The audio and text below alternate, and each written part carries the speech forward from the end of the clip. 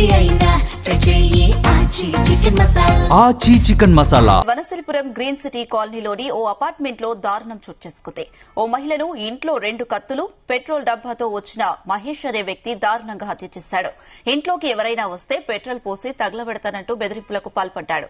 స్థానికులు ఇచ్చిన సమాచారంతో ఘటనా స్థలానికి చేరుకున్న పోలీసులు మహేష్ ను అదుపులోకి తీసుకున్నారు. మహేష్ కి మృతురాలితో గతంలో పెళ్లి కాగా మహిళ ఇప్పుడు రెండో పెళ్లి చేసుకుంటుందనే కోపంతో హత్య చేసినట్లు తెలుస్తుంది. ఘటనా స్థలానికి చేరుకున్న క్లూస్ టీం ఆధారాలు సేకరిస్తున్నారు.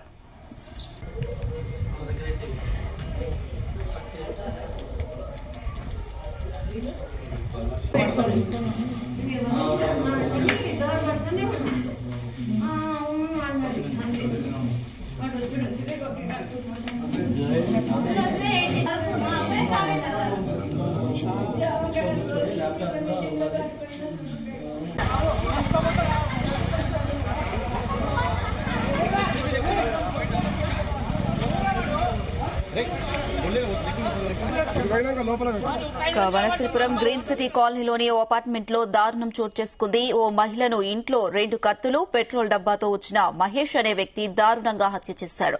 ఇంట్లోకి ఎవరైనా వస్తే పెట్రోల్ పోసి తగలబెడతానంటూ బెదిరింపులకు పాల్పడ్డారు. స్థానికులు ఇచ్చిన సమాచారంతో ఘటనా స్థలానికి చేరుకున్న పోలీసులు మహేష్ ను అదుపులోకి తీసుకున్నారు. మహేష్ కి మృతురాలతో గతంలో పెళ్లి కాగా మహిళ ఇప్పుడు రెండో పెళ్లి చేసుకుందని కోపంతో హత్య చేసినట్లు తెలుస్తుంది. ఘటనా స్థలానికి చేరుకున్న క్లోజ్ టీం ఆధారాలు సేకరిస్తున్నారు.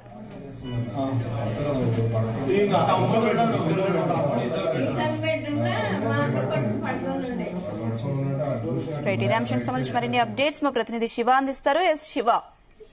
అనుష, వనస్థలిపురంలోని గ్రీన్ సిటీ కాలనీలోని అపార్ట్మెంట్ లో అయితే దారుణమైన ఘటన చోటు చేసుకుందని చెప్పుకోవచ్చు.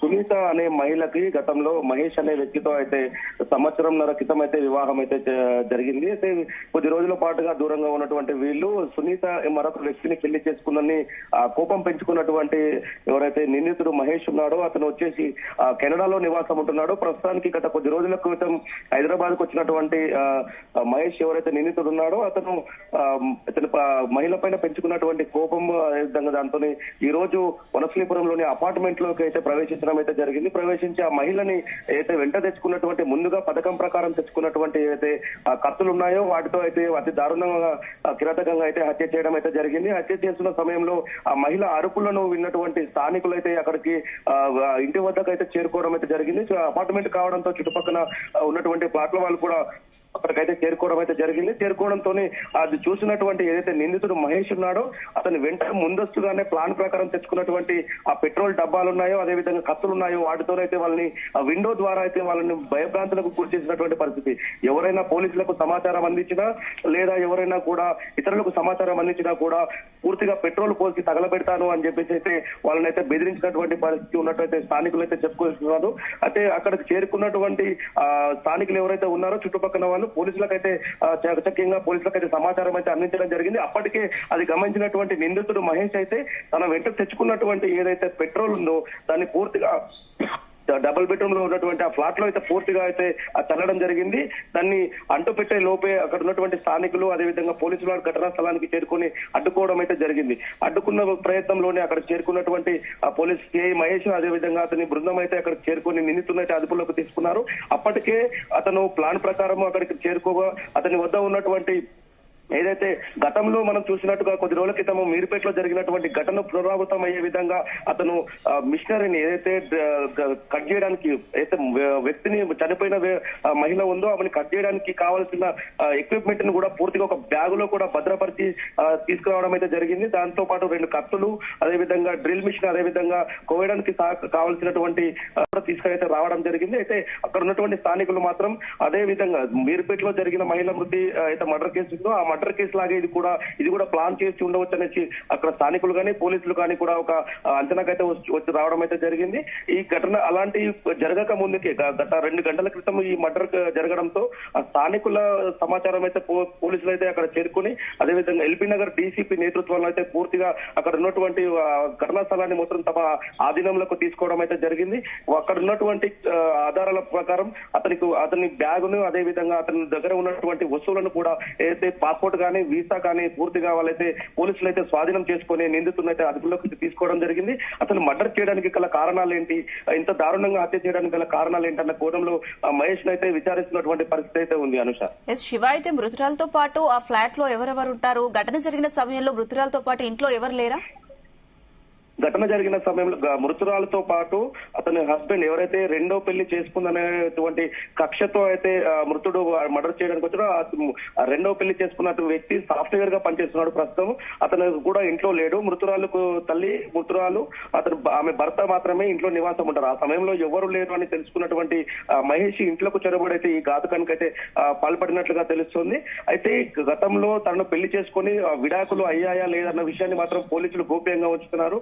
అతన్ని పెళ్లి చేసుకున్న తర్వాత విడాకులు కాకముందు పరోక్షంగా అంటే ప్రత్యక్షంగా కాకుండా ఇతరులు చెప్పిన సమాచారం ప్రకారం అయితే అతనికి విడాకులు ఇవ్వక ముందే మరొక వ్యక్తిని పెళ్లి చేసుకోవడంతోనే కోపం పెంచుకోవడంతో ఇలాంటి దారుణానికి ఒడిగట్టినట్టుగా తెలుస్తుంది.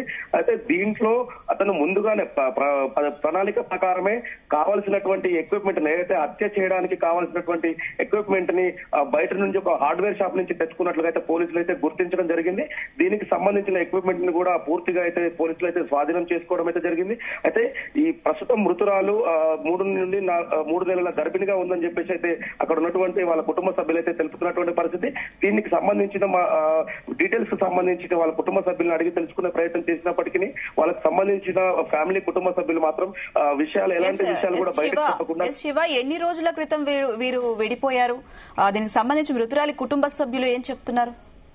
గతంలో సంవత్సరాల క్రితం మాత్రము ఏదైతే మర్డర్ చేసిన వ్యక్తి ఉన్నాడో, నిందితుడు ఉన్నాడో, అతనితో సంవత్సరాల కాలం క్రితం అయితే వివాహం జరిగిందని చెప్పేసి కుటుంబ సభ్యులైతే తెలిపారు. కొత్త వివాహం అయిన వెంటనే అతను కూడా తన వృత్తిరీత్యా కెనడాలో ఉద్యోగం చేస్తున్నాడు కాబట్టి వృత్తిరీత్యా కెనడాకి అయితే వెళ్లిపోవడం జరిగింది కొద్ది రోజుల తర్వాత. అయితే అనంతరం ఈ మహిళ మరొక వ్యక్తిని చేసుకుందన్న సమాచారం తెలవడంతోనైతే ఈ ఘటన చేసినట్లుగా అయితే తను ఎవడైతే నిందితుడు ఉన్నాడో మహేష్ ఎవరు అతను పోలీసులకు సమాచారం అంటే పోలీసుల అదుపులో ఉన్నప్పుడు ఆ పోలీసులకు తెలిపిన సమాచారం అని చెప్పేసి తెలుస్తా ఉంది. అయితే పోలీసులు తెలిపిన ప్రకారం అయితే ఇప్పటికైతే మేము ఎలాంటి సమాచారాన్ని మీడియాకు కానీ పోలీసులకు కానీ చెప్పమని చెప్పేసి ఎవరైతే బాధితురాలు మృతురాలు ఉన్నారో వాళ్ళ కుటుంబ సభ్యులు అయితే చెప్తున్నారు. మాది ఫ్యామిలీ పెద్ద కుటుంబం, మాది మాకు ఫ్యామిలీకి డ్యామేజ్ అవుతుంది, మేము ఎలాంటి చెప్పమని చెప్పేసి అయితే వాళ్ళు అక్కడ నుంచి అయితే మీడియాకి అయితే సమాచారం ఇవ్వడం లేదు. Sunitha. Right Shiva, thank you.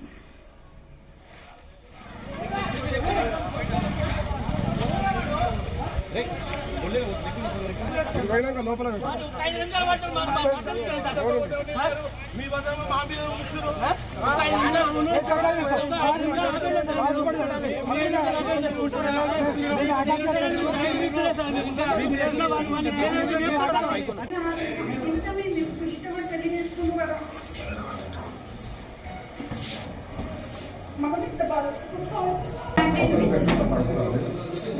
ఆమె పడుకోవడం లాభం చేస్తుంది. ఇంకా